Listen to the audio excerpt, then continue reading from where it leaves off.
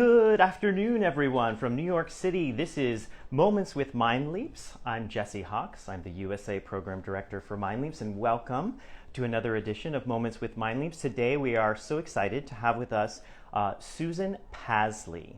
Susan Pasley is a teacher, she's a costumer, a textile industry operations manager, and we're excited that she's actually been working with MindLeaps in a variety of ways here, and we're excited to have her join us here today. Um,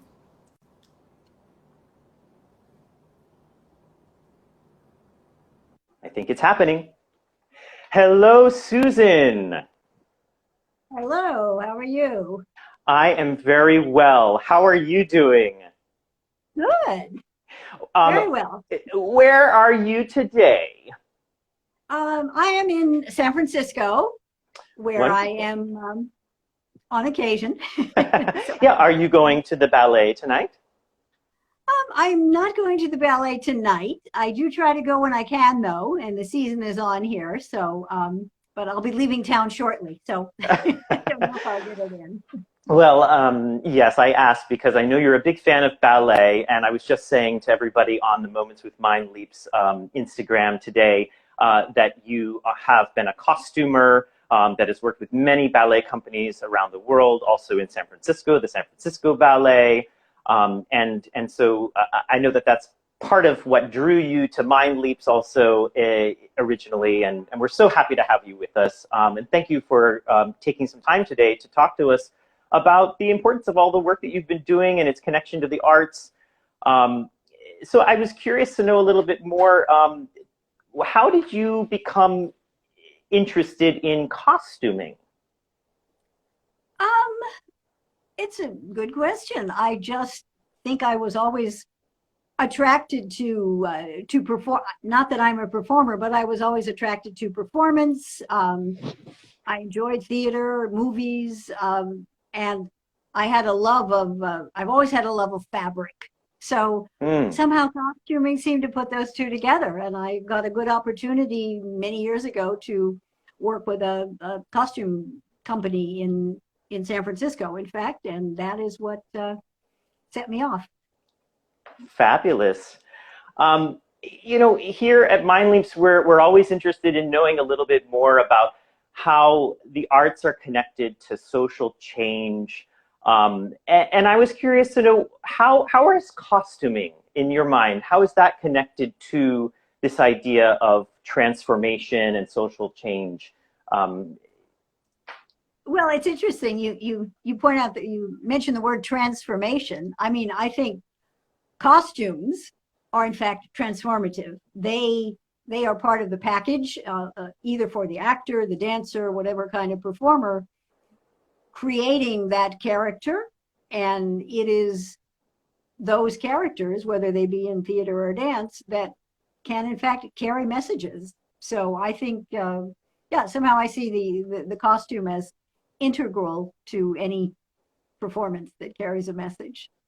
Yes, exactly. It brings me back to some of the work that I was able to work on in Rwanda, where we had groups of students in Rwanda doing plays for HIV prevention, but we tried to get the costumes to be made by local artisans and people who were living with HIV so as to try to infuse the performances with this idea of breaking down stigma. So, you know, Wow. who makes the costumes can often be part of the process, right? There's No, so many that's ways, there's so many ways to get the yeah. message in there and to have the product to support the cause that you're going for, right? Oh, completely. That's fascinating what you did. Yeah, that's great. Yeah, it was really fun. Um, so let's see. At some point in your career, Susan Pasley, for everybody who's just joining us, Susan Pasley is a teacher, a costumer, a textile industry operations manager. She has volunteered around the world, Cambodia, India. She's been to the MindLeaps programs in Rwanda. And along the way, Susan, you seem to have made a transition to becoming an English as a second language teacher. And I was curious to know how that happened for you. Well, that Actually, it has run at times concurrently with some of these other things I'm doing. It started years and years ago, and for probably not a very noble reason. It was a way to travel. So Mm, I, I used my teaching. I mean, travel is something I love. And with teaching, I was working overseas teaching. So that is probably how I got into the field hmm. initially for that reason. And it Great. has been a rich experience for me in many levels. Hmm. Yeah, definitely. Travel is such an enriching experience. With relation to the actual teaching, did you ever find that your teaching of English as a second language overlapped with the field of the arts in general, broadly speaking? Yeah, it's I mean, perhaps a couple of things that where it actually touched the arts. One was again years ago in Italy when I did some actual English language coaching with actors, Italian actors Oh, who wow. did not speak much English. So it was kind of like an English lesson, but very integrated into the arts. Mm. But probably the most ongoing part of that was I worked most recently at a design school, which taught the applied arts, and I worked in the graphic design department with international students who needed some backup help on their language skills in conjunction with what they were creating in graphic design. And this school particularly tried to promote the idea that as a graphic designer, you can take on social responsibility, and you should. And in fact, their thesis projects all had to do with creating something where design was specifically used as a tool to bring about certain kinds of targeted changes, whether they be environmental, social. So I found that a really interesting, sort of melding of those things. Absolutely. I mean, you can always try to find a way to get your messaging through. We Oh, were talking about that with some of the other moments with MindLeaps professionals. There was a marketing professional named Emir who did moments with ah, MindLeaps a little while back from North Macedonia. And he was talking about the importance of marketing and how you can choose to do good with it. And those things can also be used for very, very nefarious reasons, as we know from the yeah, dehumanization related to the lead up to genocides around the world. That these kinds of the arts and marketing tools can be used for ill, so you have to try to use them for good as well. exactly. It can run the whole spectrum, but they definitely can be used to promote a positive message for Hmm. sure. Now, did you say that one of those projects that you worked on related to teaching was related to the criminal justice system in the United States? Oh yeah, that was not related to teaching actually. Hmm. That, I did work in the criminal justice system in the United States a long time ago Mm-hmm. on a bail project along the lines of bail reform, trying to work with cases of people who could not afford to post bail to get them released on their own recognizance. Hmm. So that was a definitely a program with a social justice motivation behind it, to try to leap over that barrier of someone being held endlessly if Mm-hmm. they couldn't post bail when they hadn't yet even been convicted of anything. So yeah, that was my first working experience actually, and that was in a social justice Wow. environment. Wow. That must have been such an informative and formative part of your career. Do you think of that experience often? I don't know, maybe in terms of just being an American and following the news. And, we know that, like, the prison system on Rikers Island in New York is full of folks who have never even received, um, uh, you know, uh, they've never been charged. They're just waiting because they don't have bail. Are there other ways? How does this come up in your life or in your work? Well, no, that formative. interesting enough. It's not that I think about it all the time, but I think just like you said, when I hear anything about reports about, arrest reports or crime going up or people being held on charges, my base of that thinking is from this experience. I Hmm. mean, I know that there are barriers for those who can't afford to post bail. So it's probably just an outlook I have. I mean, I see that Mm. totally from that point of view. Well, that's fascinating and wonderful that you had that experience, one of your first jobs. And as we mentioned, you then went on to being a costumer, and you've also been a textile industry operations manager. And I wonder if you could tell us a little bit about Mouthful.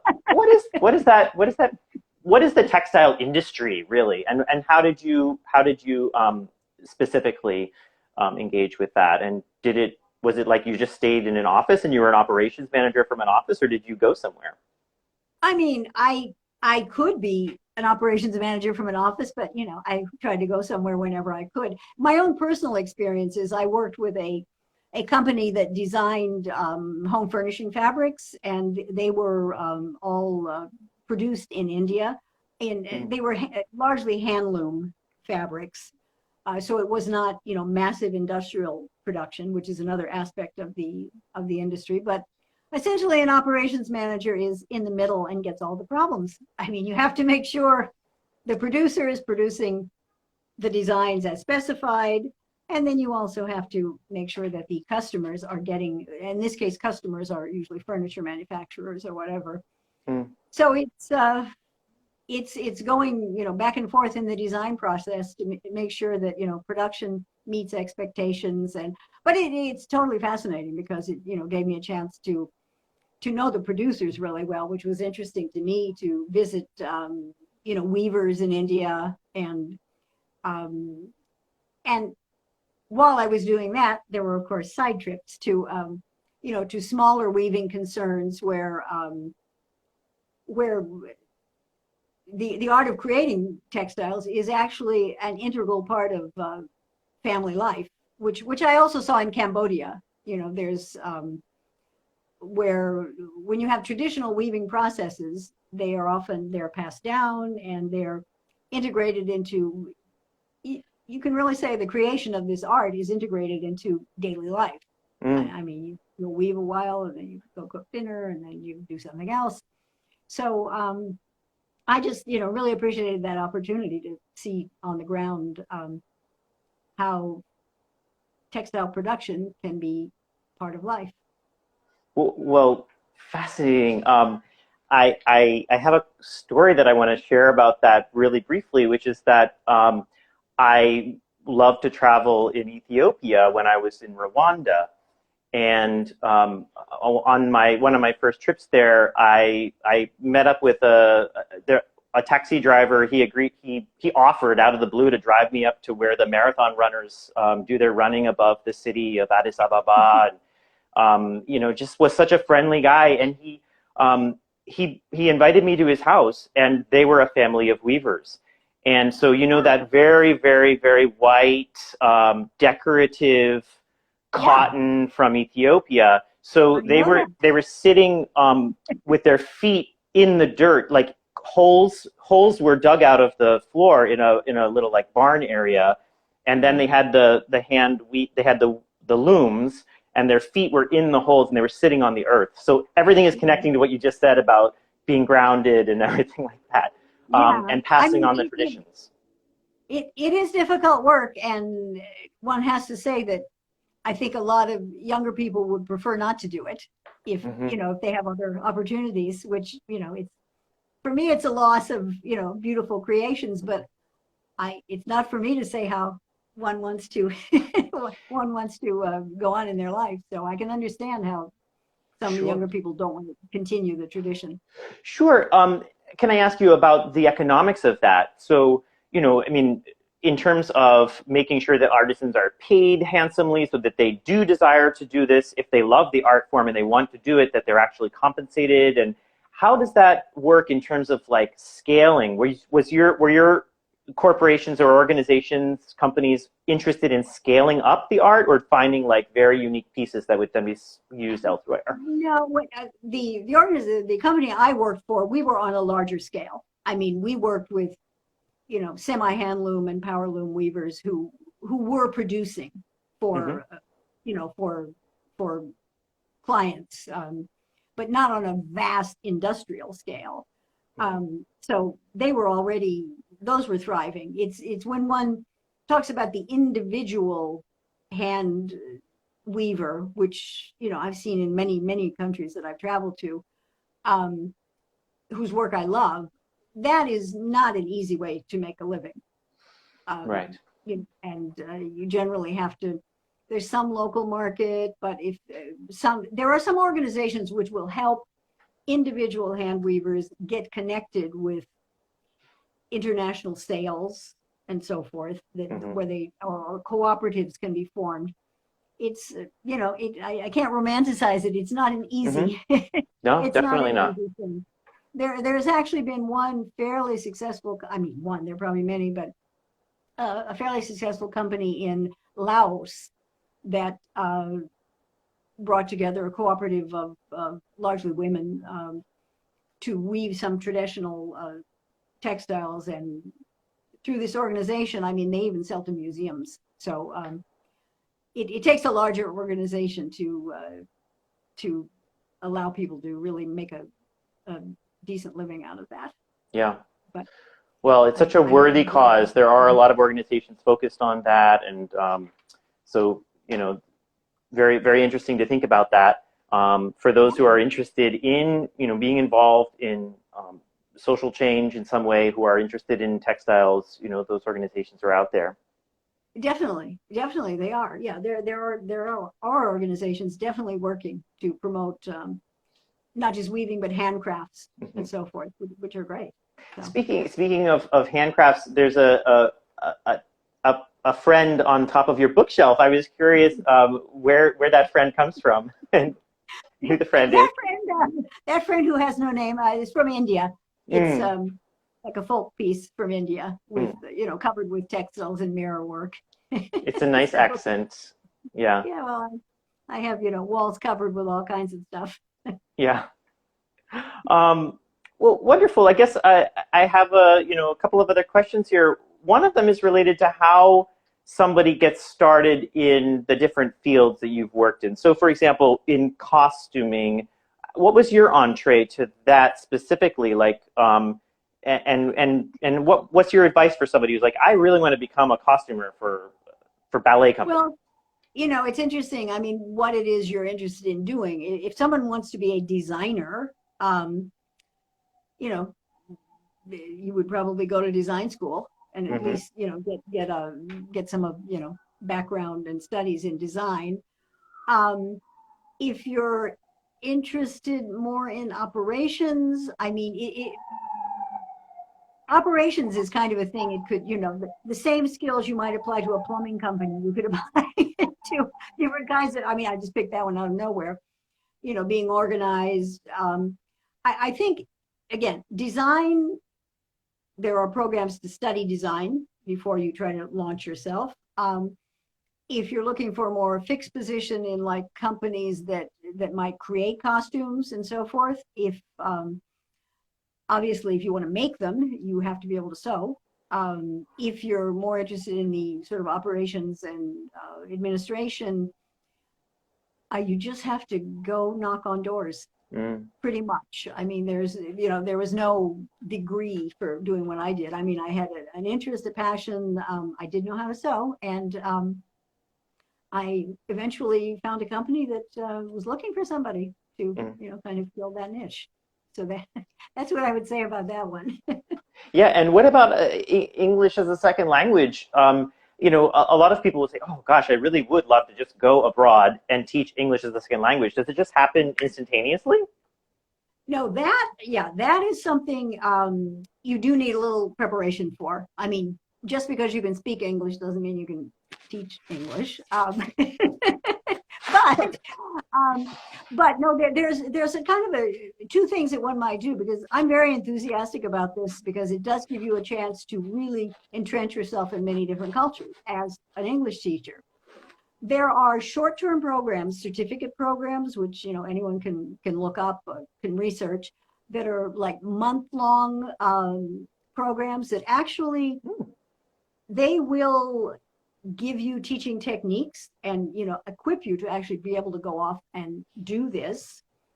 You can't work at places like universities with that kind of with a certificate, but you could work in language schools, give private lessons wherever you might travel. And then there's also there are degrees, a master's degree in teaching English as a second language, so one can do that program, and then with that qualification you can actually apply to universities in other countries.